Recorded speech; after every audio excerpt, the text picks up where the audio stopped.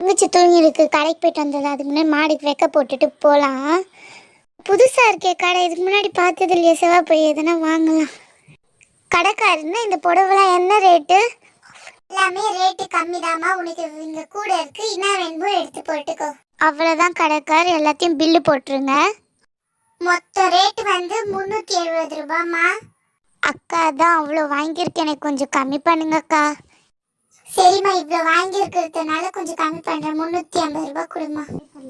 அக்கா கொஞ்சம் கடல மாவு போட்டுருங்க, அரிசி மாவு போட்டுருங்க, அப்புறம் வந்து கரம் மசாலா போட்டுருங்க, கலக்காய் போட்டுருங்க, வேர்க்கடலை அது கழிச்சு, அப்புறம் அரிசி மாவும் போட்டுருங்க அக்கா. அப்புறம் பில் சொல்லுங்கக்கா. இது எல்லாமே சேர்த்து 150 ரூபா ஆச்சுமா. தேங்க்ஸ் அக்கா.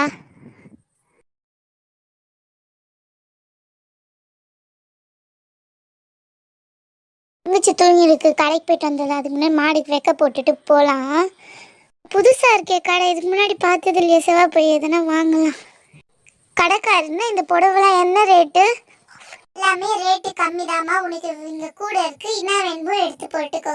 அவ்வளோதான் கடைக்கார், எல்லாத்தையும் பில்லு போட்டுருங்க. மொத்த ரேட்டு வந்து 370 ரூபாம்மா. அக்கா தான் அவ்வளோ வாங்கியிருக்கேன், எனக்கு கொஞ்சம் கம்மி பண்ணுங்கக்கா.